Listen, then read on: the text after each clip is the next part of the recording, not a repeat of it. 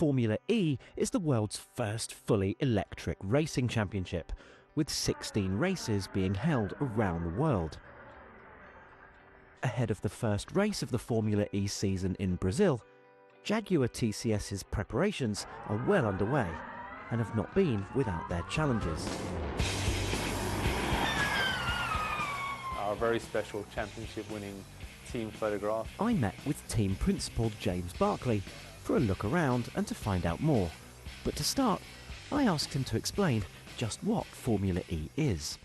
The Formula E, incredible startup series still. It's actually now 10 years old, about to start its 11th season, and it's the pinnacle of electric racing. It's also the world's first and only all-electric world championship. So it's the Formula One for electric cars is the simplest way to describe it. It came about in 2014 at a perfect time when the future of electric cars was starting to become clear. And as motor racing has always played a key role in the automotive industry, having a world championship for electric cars is a great way to not only pioneer the technology, demonstrate the benefits of zero-emission mobility, but also create a phenomenal sport as a really relevant technology for a lot of audiences and customers that will drive electric vehicles in the future. Jaguar TCS is currently riding the crest of a wave, with last season's victories in both the teams and manufacturers' championships marking a return to motorsport form for the UK-based racers. Very special place for us as a team. Motivational corner of the team Yeah. base as well, right? To come and reflect and see, the great successes we've had as a team. At the time of our visit, the team had been preparing for the final testing weekend ahead of the new season in Valencia. However, devastating and tragic flooding had hit southern Spain, meaning the event had to be switched to Madrid. This meant the drivers were in the simulator learning the new track, meaning it was off limits to our cameras. The remote operations room is exactly what it says on the tin. It's a remote team room. Wherever we're racing in the world, we operate a group of people in this room whenever we're competing. So running the car in a virtual world, in our driving the loop simulator. Ah, cool. Oh, it looks really realistic, doesn't it? Well, I mean, obviously you can't see it, but I can. Wow. But obviously, the real star of the show in any racing team is the car itself. So come on in. This is Thank you. our race and test facility now.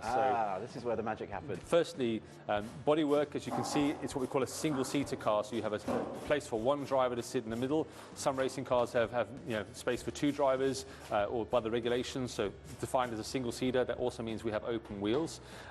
Aerodynamically, the car is not focused on high downforce, it's focused on more efficiency through the air. So we don't have big wings like you see on Formula One cars. We have much lower level wings in terms of the amount of downforce they produce. So the aim is to minimize drag, let the cars run through the air a bit easier, and really the focus on driving efficiency.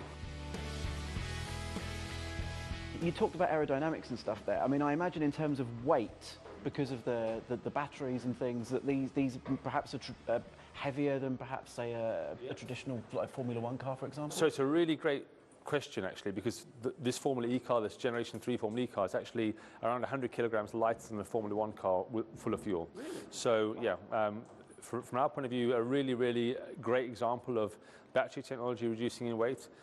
We actually, for this generation, we've gone to a much smaller battery. So in the past, we had a battery that gave us a full 45-minute race. Now the regulations have driven the battery size to provide 60% of the energy we need for the race. So yeah, phenomenal bit of technology. It means the car's lighter than a Formula One car. That's really interesting. Yeah, but we do up to 180 miles an hour, and we accelerate 0 to 60 miles an hour in last season just over 2 seconds. Our new car that we're racing this season is 0 to 60 in 1.8 seconds. Wow. So incredibly fast now. Pulling some G's. Yeah, absolutely.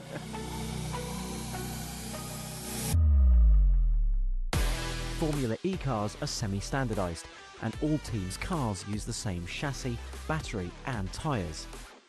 So where does this leave the next target in technological innovation? Software is a massive game in our sport. It's in Formula E, we talk about software in the same way that Formula One talks about aerodynamics. So rather than making a little wing change here and there, we're making code changes. And what's very exciting but challenging is we can update the code for our racing car week in, week out. So what I mean by that is every time we turn up at the next race, we have an ability to put a new code in. And that speed of development on the software side, it's a bit like downloading a new update on your phone. The phone has more functionality, more features, same on the racing car. And honestly, our sport is always evolving. Technology like AI, machine learning, these are as important as material science as well. But all this isn't just about racing. The technologies being developed in Formula E are already being used to improve the efficiency, speed and consumer appeal of electric road cars. What happens on the track will ultimately change the way we drive on the road.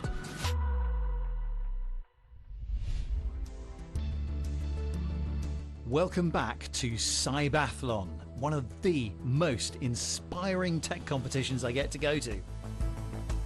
Earlier, we met Sammy, Owen and Salome, who are competing in 3 of the 8 categories: robotic assistance, vision assistance and the brain-computer interface race. They've all made it to the finals, so now it's crunch time. And first up, Sammy. Go!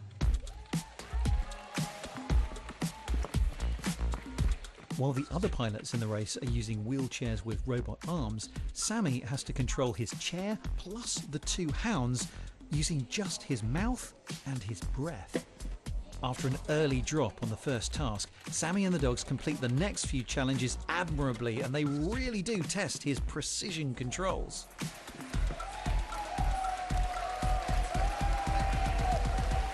Well, the run itself went really well, actually. The first task I messed up, unfortunately. The package fell on the floor, but the rest went really, really well. It was that was a good competition, good race, actually. From France, Team AI and Salome Nasheed. Everyone goes wild for the teams, but then something very odd happens. 5, 4. It's the vision assistance race, and it happens in complete silence. For this part, you have to read the name of the object, find it on the floor amongst all the others, pick it up and put it in the bowl. Although Salome and the other pilots are using many different types of tech, including 3D cameras, phones on sticks and handheld forced feedback kit to complete a wide variety of tasks, most of the devices also talk their pilots through the course.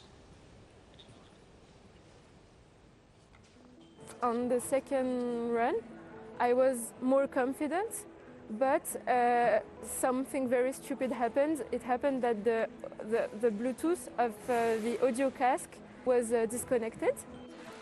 I feel very thankful to all the team members. They supported me all along. 5, 4. Now to brain-computer interface. Go! Here, paralysed pilots are controlling virtual objects on a screen with their minds. This is not just about going forwards or stopping. These pilots have to do distinct things with their brain patterns to also turn left and right. Honestly, I have no idea how that's achieved. But they're doing it. Owen's through.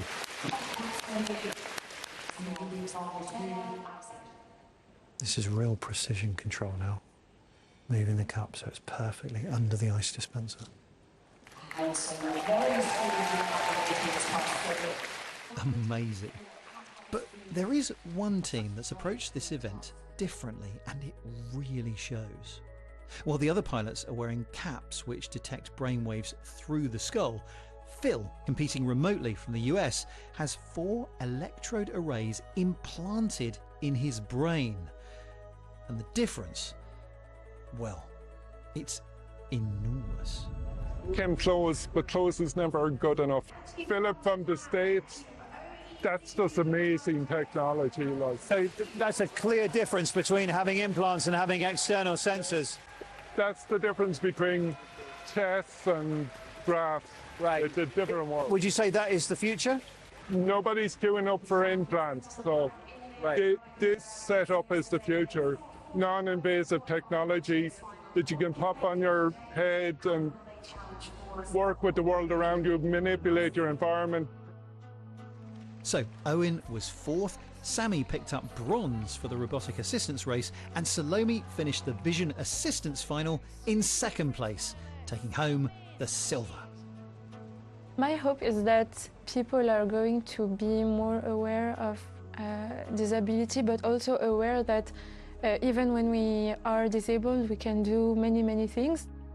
You can basically operate any Bluetooth device at the moment with your brainwaves, turn on TVs, possibly drive a wheelchair. That's the future of our technology, which I think is huge. I want to encourage everyone or in a similar situation to not give up, to take step by step, and sometimes it goes backwards as well. It's part of life. I really hope that it's going to change the point of view of people about disability in general. What an absolutely mind-blowing, inspiring event the Cybathlon is. And whether these teams have come first, second, third, fourth, whatever, it kind of doesn't matter as much as the fact that all of these designs could feed into a new generation of assistive technology, and that's what this is really about, after all. Thank you so much for joining us. Thanks for watching, and we'll see you soon.